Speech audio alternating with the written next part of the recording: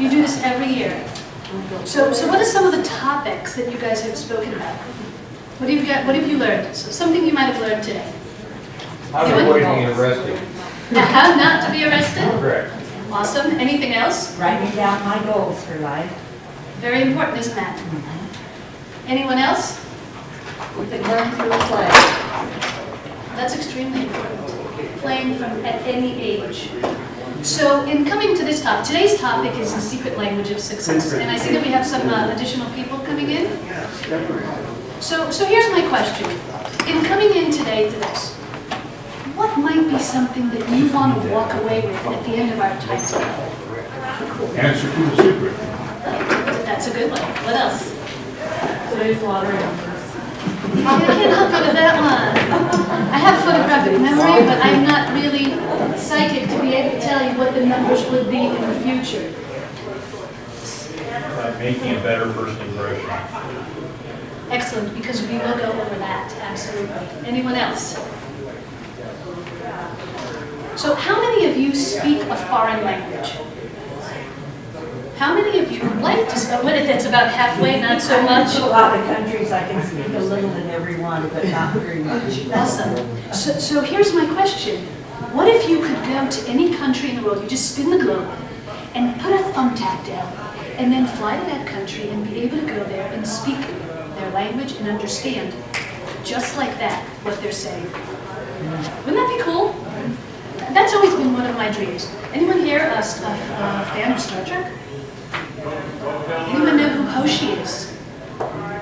Hoshi was the linguist. She had that ability to walk into a room and listen, or listen into the audience, and be able to identify exactly what language they're speaking, and within seconds, be able to communicate with everyone in the room. So when I was a little girl, I was about 6 years old, and we got on a big plane, the jumbo jet. We're all excited because we're making a big family move. And we moved from the States to Israel. I was in kindergarten, and I was a big fan of Doe a deer. How many people here know Doe a deer?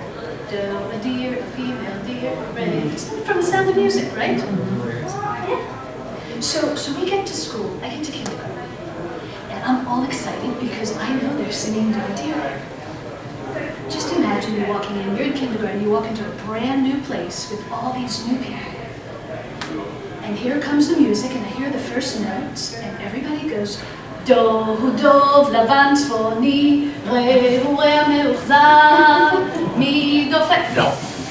And I just looked at them and I was like, what is going on? And absolutely no clue what they were saying to me. Not a word. And anyone been in that situation? In that foreign country? Anyone been in a situation where somebody that you are talking to is saying something and you still don't understand what they're saying? How many people have been there? And they're speaking English. And they might be your partner or your spouse. So language became really important to me. And the next thing that I did was learn Hebrew. They put me in a class with a bunch of other kids that were foreigners. And at the time I thought it was like a punishment because we had to stay after school. And the teacher, she was kind of scary. But within time, I got better command of the language. And we had people from all over the place. So it became really important to me to be able to learn how to communicate with other people. And that is where my journey had begun. So that's me up on the top left with my mom, my sister, and my 2 brothers. So it was safe at the beginning because of the fact that we all spoke English, and then we spoke something called Ingru, which is half English, half Hebrew. And then after a while, I got full command of the language. Fast forward several years, I was in the Army, I was a non-commissioned officer in military intelligence. And part of what I had to do was translate things then from English into Hebrew. Because the commander said, hey, Aaron, please come over and let's find out what's going on here. When I got out of the service, I came back to the States. And that is when, after a while, I got my degree as a chiropractor. And I've spent 24 years in private practice, learning about human behavior, learning how to communicate with people on a daily basis, learning what people do, what drives them to make decisions, and what causes them to either connect with someone or not connect. And there's an art to it. There's an art to be able to connect with someone, to be able to establish rapport and relationship. And that art is what we're going to talk about today. So how many here have seen this before? Body language, 55%. Vocal tone, 38%. We've heard that before, right? And our words, 7%. That is something that was stated by Dr. Moravian. Now here's the question. If body language and vocal tone are 93% of our communication, then wouldn't you be able to understand someone in a foreign country? Wouldn't you think? Would you guys agree? That all you would have to do is watch their body language and know exactly what they're saying? Well, here's the caveat. That's true only in a situation when it's about an emotional expression. If somebody's happy and they're expressing that, you'd be able to see that in their face, right? If somebody's sad, you'd be able to see that in their face. You'd be able to tell by the tone of their voice. So that is true when it's an emotional situation. However, there are other things that happen on a day-to-day basis. The way we perceive information comes from our 5 senses. And for those that might have a 6th sense, they might know a little bit more. But it's what we hear, what we see, what we feel, what we smell, and what we taste. All that information we gather, and ultimately, we have to filter it in our brain. Okay? They say that you get about 2 million bits of information per second. Now imagine this. How many toothpicks are there in a little box of toothpicks? Maybe 100? 200? Okay, so 2 million, how many boxes of toothpicks would you have to hold and carry every second in order to be able to grasp on to the information? So what happens is our nerve system will start filtering the information and put things into category, organizing. Like some of the people that are sitting next door learning from the organizing lady how to organize the things in their life. Our brain organizes the information that we perceive and puts it into categories. That is how we build our skills. That is how we build our communication. It's not taking, so we're going to fast forward. The way I look at things is a little different. I look at it from a point of view of who am I speaking to, what is their body language and vocal tone like, and what are their words are. So it's taking that system of 55, 38, and 7 to a higher level. Because wouldn't you agree that if somebody says hi, it can be perceived in different ways? It could be hi. It could be hi. Hi. That's a different vocal tone, that's a different facial expression. But if 2 people are saying the same thing and their persona is different, wouldn't that make a difference as well? So we're going to start off with the personality. How many people have one? How many people would like one? We got someone over there. Excellent. So our personality is really what we bring to the table. And people will relate to other people based on the personality. Now, have you ever walked into a room and just looked at somebody and you said, wow, I'd really like to get to know them? You know, they just exude this warmth, this nice feeling. Yes or yes? Yeah.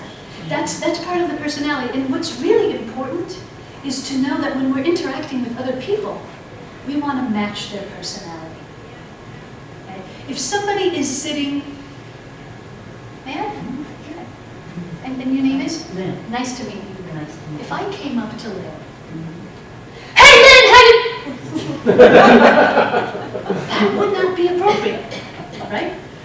that might be my personality, and in a place that I'm in, I gotta be appropriate for the room. So you want to know not only what the personality is and match that personality, but also match the room that you're in. So anyone here go to parties? Okay. Are some parties more of like the dinner party where you're sitting and it's quiet, and then some parties are like, let's go to rave and let's dance it out, rock it out until the morning, and you know, smash beer cans on our head. And that's not for you ladies, but there are a couple of guys there that might have done that in college. So depending on where you are, there's going to be an energy that you feel. There's going to be an energy. I mean, ever walk into a room where, I think they were fighting before I walked in. Yeah. Can you feel that, right? And then when you do that, you walk in, you'll have to match that energy and maybe even walk in with a smile on your face and say, like, just raise the vibration up a little bit and change the energy. So the way that you show up affects the people around you. And here's a nice, was that a question? A comment. Sure. I call a lot of what you're saying the chameleon effect. That we go with the flow because we're mature, educated adults, we know the appropriate behavior, so we play the appropriate role, not being two-faced, but simply we adapt based on the needs of the situation as a community. That's an excellent comment. And what happens is some people, Stan, that are aware, that's a natural thing for them. They are able to adapt. But some people don't actually know what's appropriate in different situations because they don't have that awareness. A lot of aspects of body language, a lot of aspects of communication are things that we've learned when we grow up. There's social skills that we learn. There's certain skills and customs that are appropriate in one country that might not be appropriate in another country. So we will get to some of that as well, but that's an excellent comment. Personality. It depends on who you are. We'll have the extroverts and we'll have the introverts. We'll have people who also believe that, how many people here believe that you have the ability to make decisions and you're in charge of your life? Okay? All the time or some of the time? Most of the time. Okay? There's also those that believe that they never have the ability to be in charge of their life, that they never have a choice. That's going to make a difference on how you walk into a room, isn't it? If you know that you can take charge of your life, aren't you going to look different than if you think that you really don't have choices in the matter? That's a global effect. How many people here know that they're feelers? They're emotional. How many people are analytical? Is that going to change a conversation? Okay? In a relationship, if one person is analytical, the other one is a feeler. Well, I see. You want to share? You. That turning around, there was that like, whoo! I know. Like, you know what I'm talking about, right? Yeah. Would you care to comment? I mean, you know, I have a girlfriend that I don't talk about feelings, so. And by the way, that's not just a cultural thing. That's the difference between men and women.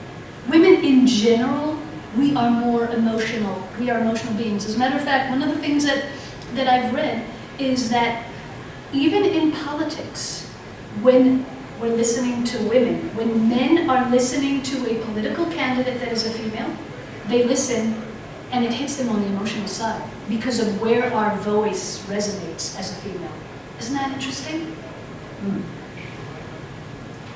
There's a difference, and we'll get to voice in a little bit and talk about how much of a difference that makes in likability and in the ability to connect with other people. Someone who thinks outside the box is an innovator versus someone who's traditional. When you're interacting, is that going to make a difference? When you're looking at someone who's traditional and you're talking, let's say we're talking about going to dinner. You know, we're going to go to dinner, and what's your favorite restaurant? have several, I like Chinese. Chinese. European. Do you like one specific one? Not really. Okay. So she's non-traditional. You know, she also talked before about traveling a lot. So she likes adventure and she likes outside the box. Is there anyone here that has maybe one or two restaurants that are their favorite and they don't go anywhere else? Or don't care to go anywhere else? I've had that before in the room too, where people have just one place. As a matter of fact, my father's was like that. When we lived in Manhattan, we had a restaurant that was down the block from the house. It's called The Mansion. It was this Greek diner that you can find 1,000 different meals and even make up your own. And if he could, he would be there 3 times a week. I'm sorry, 3 times a day, 7 days a week. That was his kitchen. And then you wanted him to go to another restaurant. He was like, nah, let's just go to The Mansion. Let's just go to The Mansion. That's someone that is a creature of habit. Tradition. There's also those. How many people here see glass half empty? How many people here see the glass half full? How many people here see different possibilities? Ah, there's always possibilities. That's going to make a difference also with who we spend our time with. Because we'll spend our time with people that we know and we trust and we like, right? The same way we buy from those type of people that we get to know, we trust, and we like. And of course, the last thing in our personality and how we're going to identify ourselves with other people is whether we're secure and confident or whether we're insecure. Is that going to make a difference in body language? Is that also going to make a difference in vocal tone? Is that going to make a difference in how people approach each other? Absolutely. Our body language is going to make a major difference. Posture.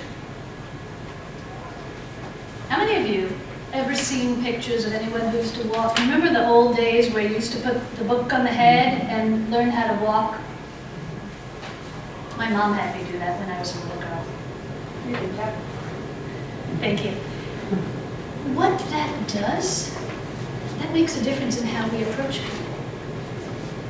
That makes a difference in what we appear to people when we walk into the room. Especially someone who is, is anyone here in front of an audience on a regular basis? Okay.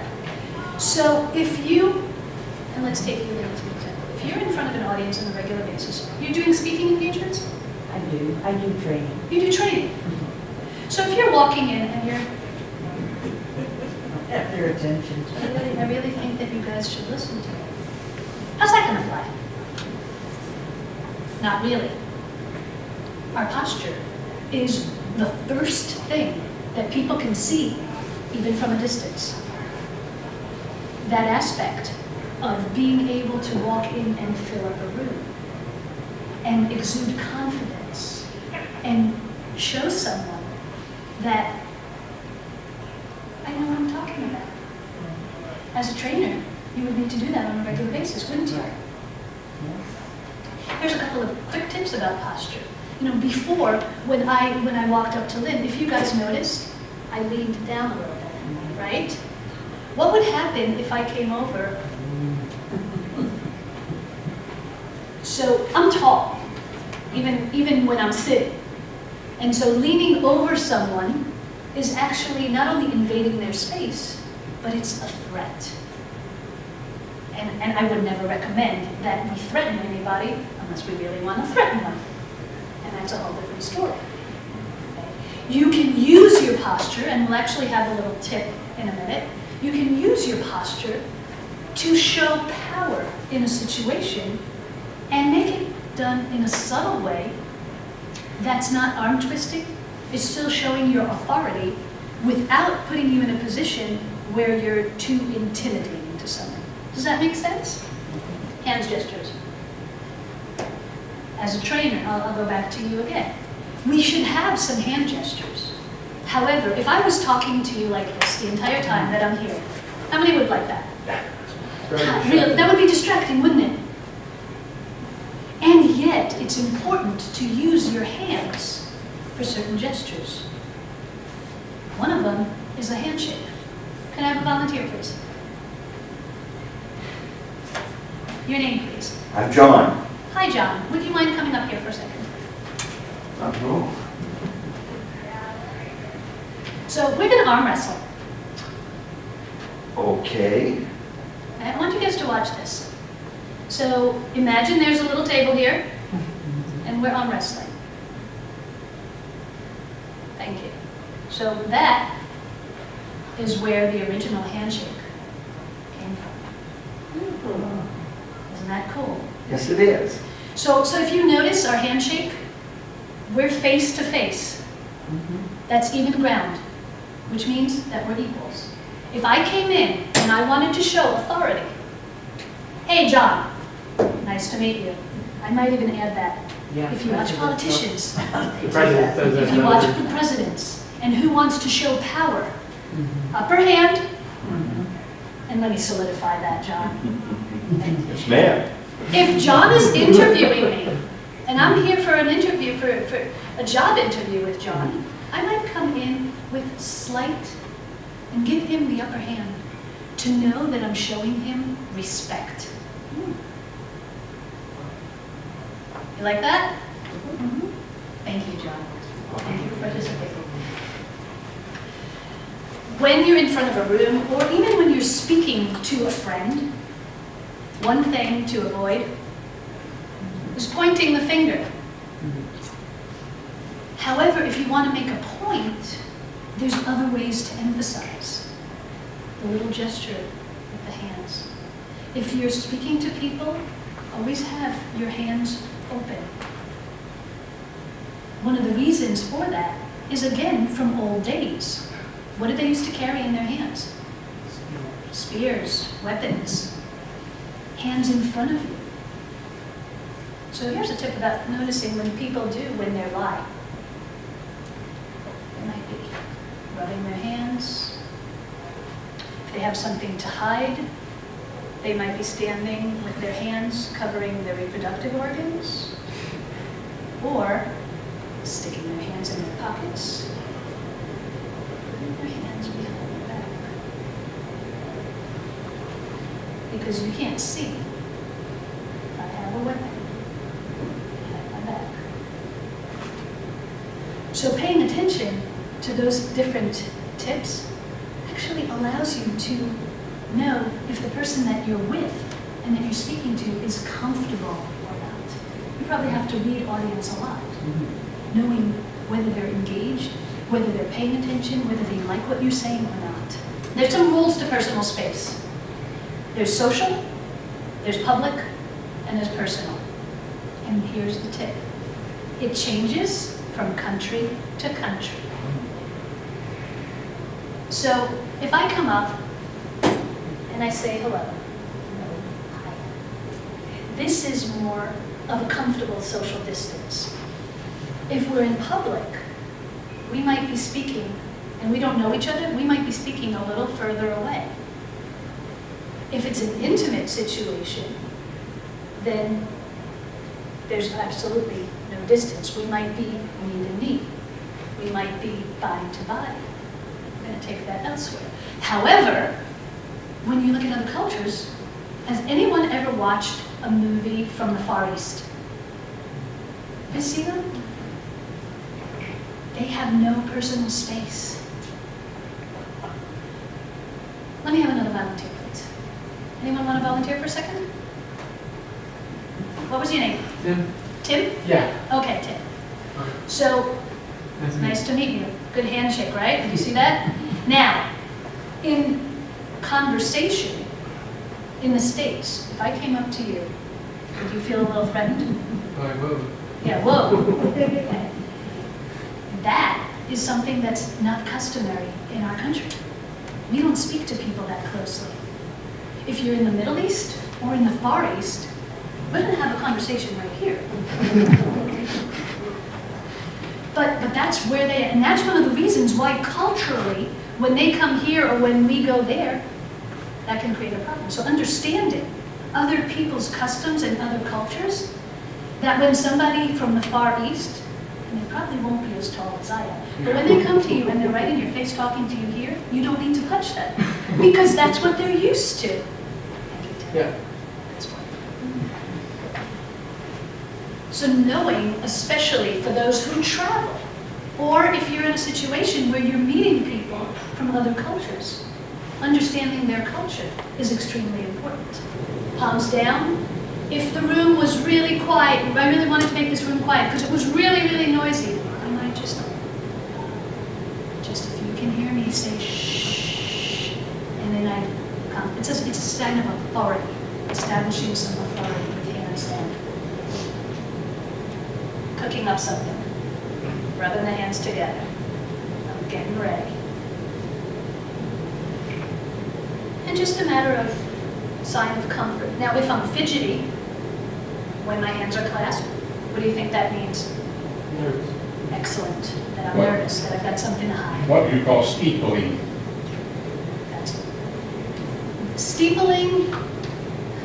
There's a lot of speakers that use that, and I personally don't use habits where you keep on continuously fanning. I'm referring more to steepling this way, not that way. It's a variation. This steepling can be done with palms flat to each other, and can be done with fingers crossed. But what's the significance in your opinion?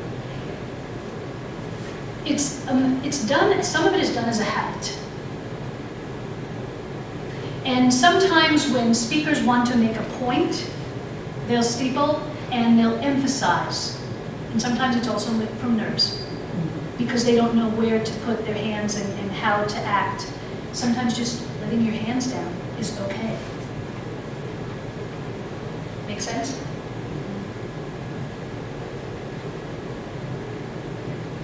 Cupping the fingers, thumbs up, thumbs down. And again, other cultures actually have different signals. And some of these signals are offensive in other cultures.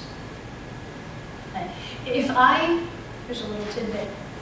If we're calling somebody, we might do, can you come here? Mhm. Don't ever do that in a place like the Far East. Well, that is used to call the puppy, Uh-huh. and it's extremely offensive. Right. This signal. Come here, like come here. They use that for the animals.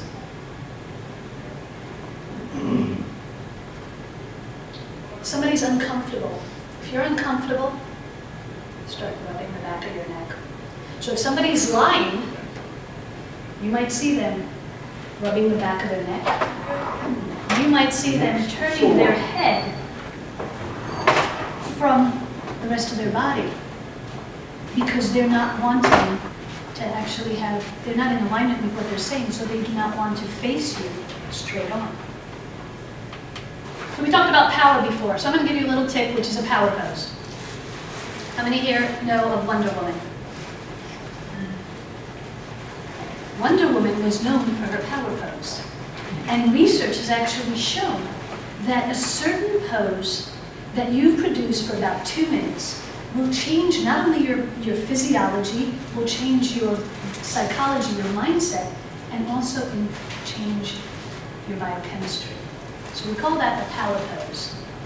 There's 3 ways to do a power pose that I'm going to share with you. The first one is the traditional Wonder Woman. So let's say, for example, you're going into a presentation, you're going on a date or something, and you're a little nervous. Take a couple of minutes and just stand. Literally just stand like Wonder Woman. By doing that, your brain is being fed different chemicals. Actually, for men, this is also a tip that power poses increase testosterone in the body. They do that for women too, but men would like to know that, I'm sure. So before a date, there's different ways. Power pose. The other power pose is Usain Bolt. Arms up. Does the same exact thing. Third way you can do that is if you're at a meeting, and let's say, for example, you want to show a little bit of your power. picture you're sitting at a desk across from someone or at a conference, and you just lean back a little bit. Now, by the way, somebody who knows body language and is really good with body language might mirror you. That's where the negotiation begins. So you also might get up and lean on the table, showing power. So by the way, that was 4, so you got a bonus. Smile. Any situation where you would like to break tension and change the mood, be sure to smile. That will change someone's state. Have you ever walked into a restaurant and the waiter looked like they were carrying the weight of the world on their shoulder? And they were almost like a nasty. That's happened to me a lot. And I started thinking maybe it was about me, but then I realized it was a waiter. So I looked at the waiter one day. There was this restaurant, one of my favorite places. I've known the guy forever. The place was packed, jam-packed. And the guy, the owner, was running from table to table to table. And I could feel the tension. He just walked over, and I smiled at him, and I said, Mike, busy here today, isn't it? And then I was silent, and I said, you could see the shift in his body. Just that quick acknowledgement made all the difference in the world. And the room became completely different after that. So when my friend said to me, what did you do? I said, I just let him know that it's okay and that he's okay, and just helped him break the tension. So that's a little trick that you can do in any situation. Always bringing up the smile brings up the levity. Eye contact. Another cultural tip on eye contact. Are there cultures where eye contact is not acceptable? Yes. As a matter of fact, in different cultures, there's different responses to eye contact.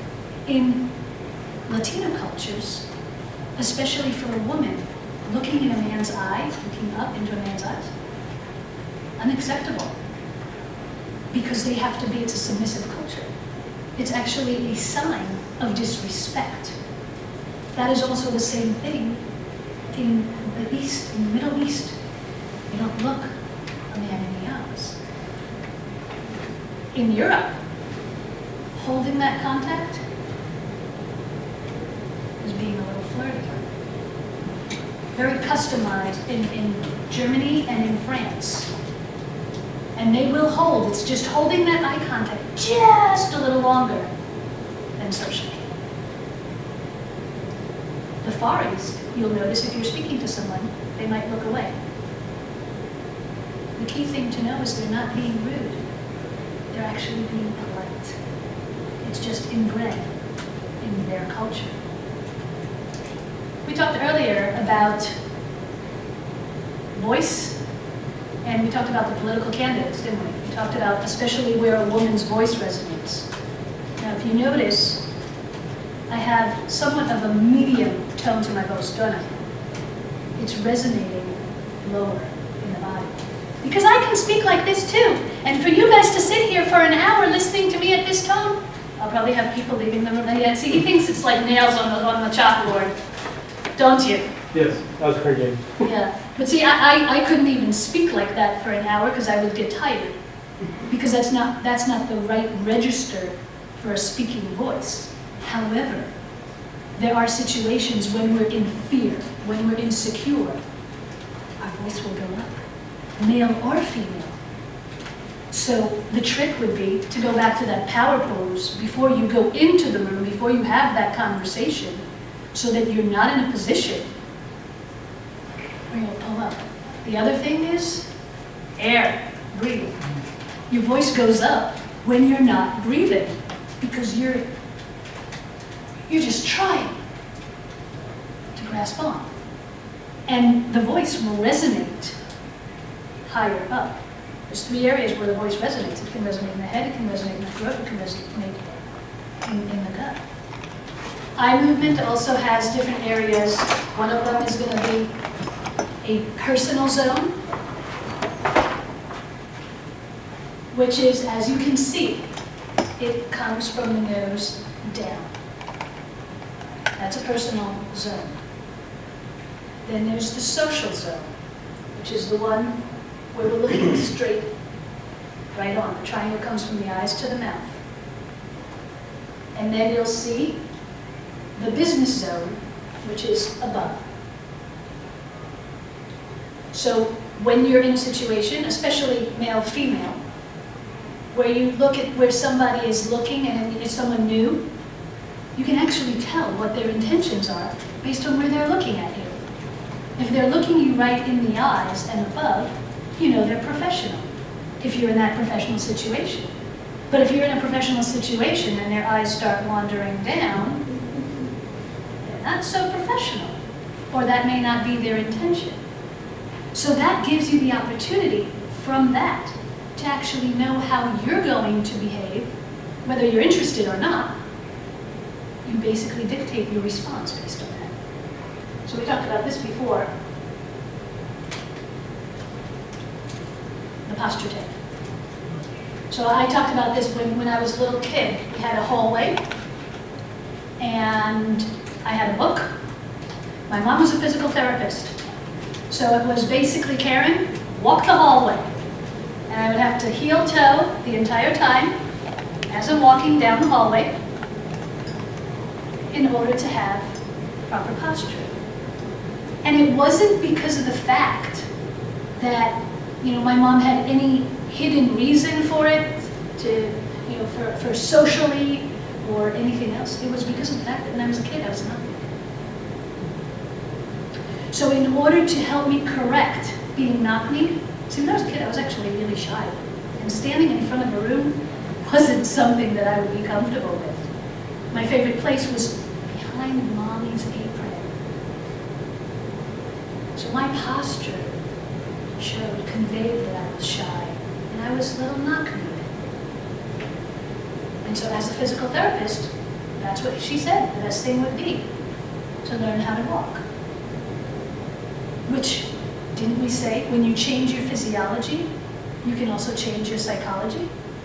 Because you're changing your biochemistry, and you change your entire state. So it's one way or the other. You can change your psychology and it will change your body, or you change your body and it will change your psychology. In any given situation, be sure to speak with an open heart. So as a trainer, as an example, a great tip for you, that when we're speaking and we have an open heart, we show not only that we're authentic, and we have the ability to relate better to other people, but we also show that we've got nothing to hide. I had a demonstration earlier about tone and about volume, when I nearly scared the daylights out of her. Because it's important to match your tone and your volume to the person that you're speaking to. Any Seinfeld fans? Anybody here? The low talker. The low talker on Seinfeld. So there was this episode on Seinfeld where it was Kramer's girlfriend, and she was a low talker. And through her low talk, when Jerry was saying yes, she talked him into wearing the ruffled shirt on a television show in his interview. Someone is a low talker. It conveys that they might be a little more shy and a little more insecure. And a way to make them feel comfortable is to start the conversation, matching their tone, and slowly you can bring up the volume a little bit at a time. Watch them do the same. And measure. Obviously, you never want to get too loud around them because that will cause them to back off. But it would allow them to feel a little more at ease, and you would be setting the pace so you can actually hear what they're saying. I mentioned pitch before. Pitch is basically how high I'm carrying the tone of my voice. So if I was singing opera, then a high soprano is pretty appropriate if I'm singing soprano. But to speak in a room to a group of people for an hour, not really the appropriate tone. Any fans of Barry White?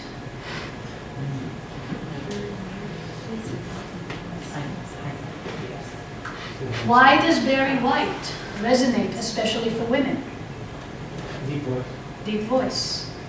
And deep voice, it's almost like a drum. His voice comes, or came, he's gone, but his voice came from very low. And that low voice resonates, and the tone, every tone has a resonance in the body. So those low tones resonate deeper, and they give a different feeling. So they go actually, in all honesty, those type of low tones resonate more in our lower body, and that's where the vibration affects. So there's something that we find that might be a little sexy in that. Cadence is how we're speaking. If we sat here and you guys listened to me for an hour and I was talking, she's falling asleep already and I had 3 words. And by the same token, if I came over and I started talking this quickly, then you guys wouldn't be able to understand anything that I'm saying. Or you might understand, but you wouldn't be able to follow and take notes. For those of you that are taking notes. So it's a matter of matching. The whole art of being able to create connections and create rapport with someone is to read what they're doing and understand where they're at so that you can actually mirror and match them. And what I mean by that is they're coming to the table. You have to come to the table, at least at the beginning, at the same level, so that you can speak their language. Understanding someone else's language, just like when I was in Israel, is what allows you to connect with them. We talked before about, we mentioned chest voice versus head voice already earlier. The words, big 7%. Words are important, not only for what we say to ourselves, but also what we say to other people. How many people have heard sticks and stones will break my bones, but words will never hurt me? How many of you are with me and agree that that's false? How many know somebody who's been bullied, or a child who's been bullied, or may have even been bullied yourself? Words do have power. And by the way, even in a foreign language, you will know when somebody's saying something nasty. Especially if the rest of the people in the room know that language.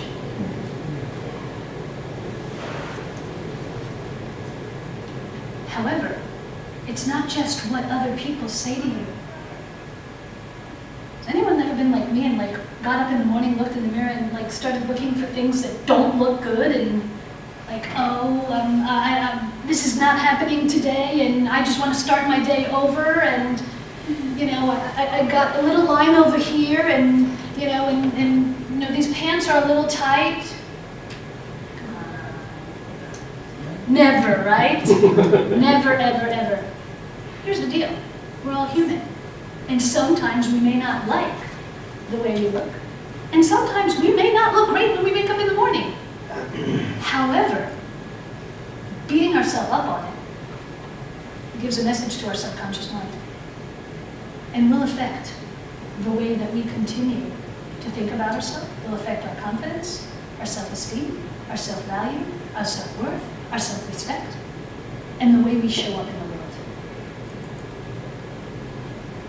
So the first and most important thing is to be kind to yourself with the way you speak. In the same way that you look in the mirror, life is a mirror. So the way you treat yourself, other people will treat you the same way. If you find a situation where you've not been kind to yourself, you'll also start noticing that other people are saying the same thing to you. Change your language, change your life. Change the way you speak to yourself. You will change the way other people speak to you. change the way you treat yourself, you'll change the way other people treat you. Those words can build you or break you. So the 5 ways that you can actually hurt yourself with your language is number 1, that negative self-talk. So when you catch yourself speaking negatively about yourself, just catch yourself and stop it and say, okay, I take that back.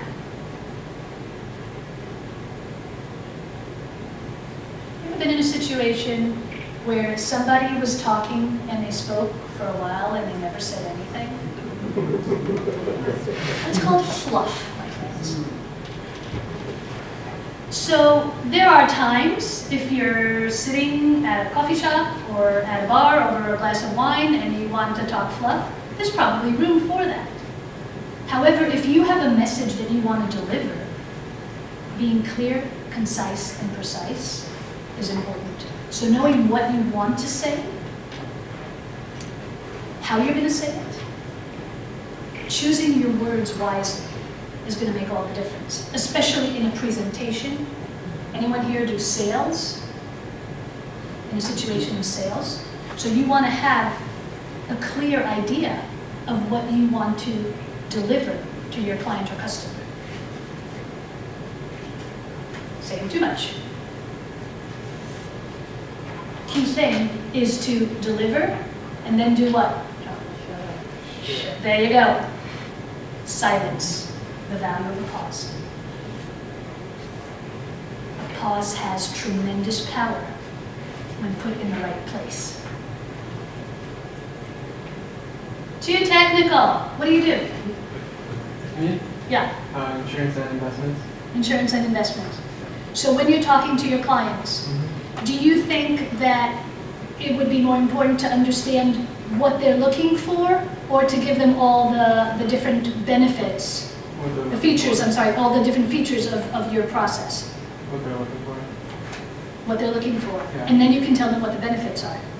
So here's a little tip. So when you're composing a message, whether you're training, whether you're in sales, whether you want to negotiate with your kids or your grandkids, know what they're looking for, know what the benefits that you're offering. Just be precise on the benefits and then be silent and don't say anything else. And the last one is, no, I agree. Yeah, I really like to. When my body language is not congruent with what I'm saying, that meant which part is going to come across stronger?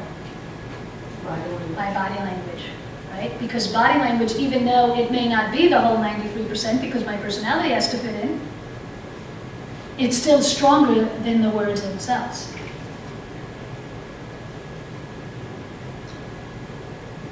So there are certain power words that we can use to help change not only the way that we relate to others, but also the way we feel about ourselves.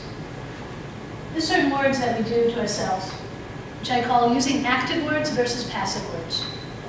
I should, I would, I can't. Those are words that take your power away. I'll try. By the way, is there anything true about trying? Do or do not. Here's the threat. Yes. You either do or you don't. There is no try. Because trying basically means that you haven't done anything. When you should on yourself and then you can't, then you're taking your own power away. 3 words. I can, I will, I must. How many have a list of the things that you want to do but you've never done? Come on, even 2 things. It could be 1 thing. I really have to do the laundry. And it's been sitting there for a week and a half. When are you going to do the laundry? When you run out of underwear. So the thing is, when you can take those have-tos and make them a must, that's when you need to do something. So if there's something that you really want to do and you haven't, then find the way to turn that into a must. A workout. How many people want to work out? How many years do you want to continue to work out?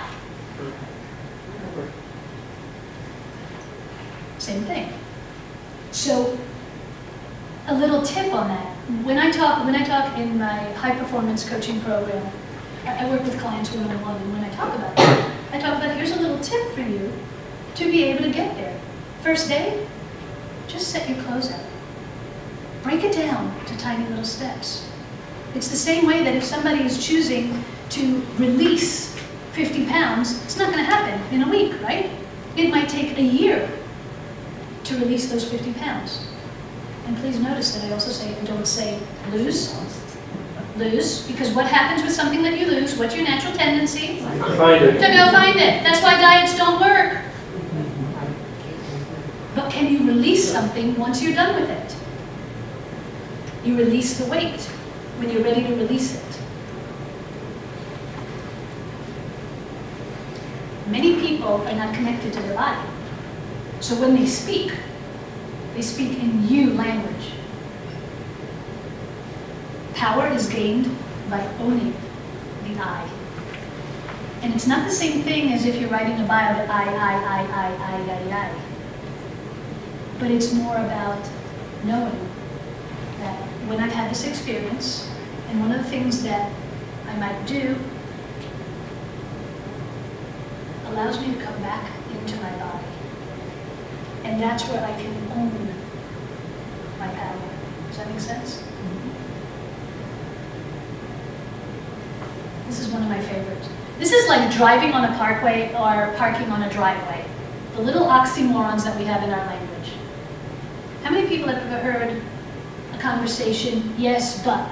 So if I'm having a conversation with you, and you are conveying a point to me. What was your name? Joanne. Nice to meet you, Joanne.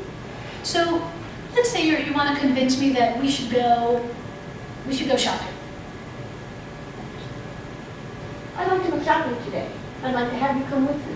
You've got such a sense of style that. Well, thank you. I'd love to, but can we go and do something else first? Well, I suppose we could do something first. I'd appreciate it if you'd come shopping with me. That's really important to me today. But what is the thing that you would like to do first? Okay, thank you. Thank you for that. What did you notice about her?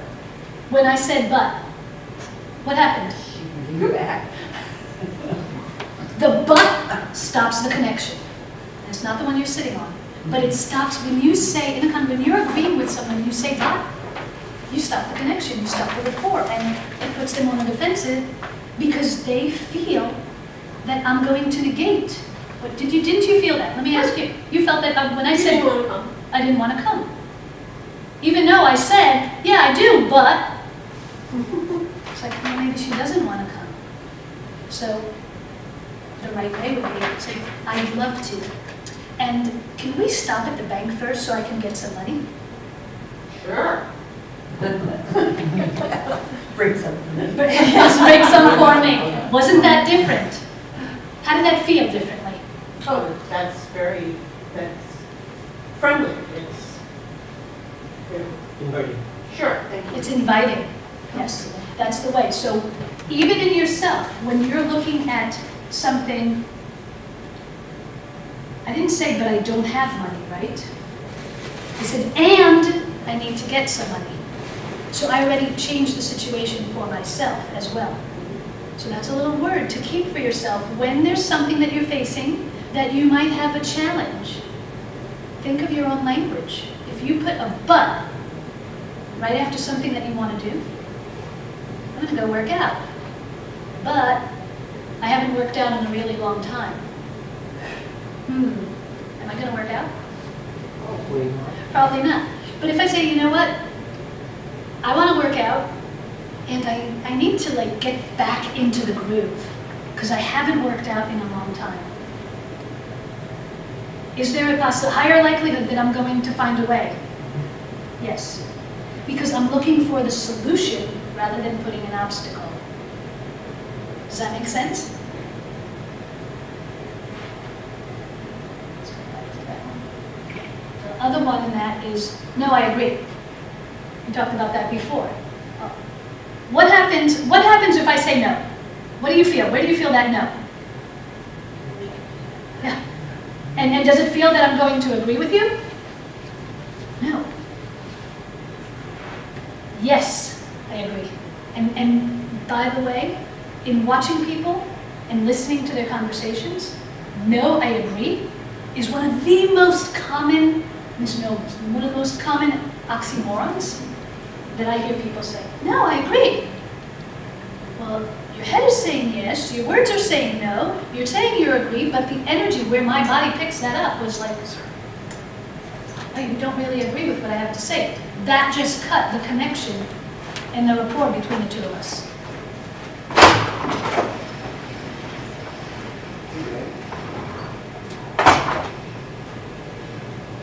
Any social situation, anyone here go and do any networking or socializing? Excellent. Well, we're all dancing, so Yeah. socialize together. It's all around us.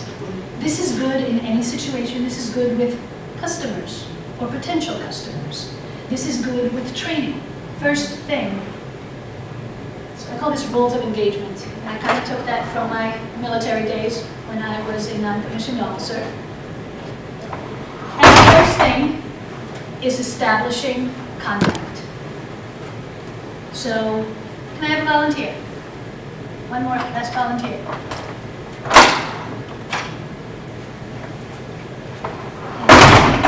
Marianne. Nice to meet you, Miriam. Thank you for being here. Let's come a little higher, a little closer here. Thank you for coming in. And thank you. Just can you tell everybody what you do? I'm retired. I live in Alberta, Canada. And Wow! How about a round of applause from all the way from Canada? That's fantastic. So, what brought you here? I came down to visit with my daughter and to go to this meeting. That's excellent. And have you had a great time so far?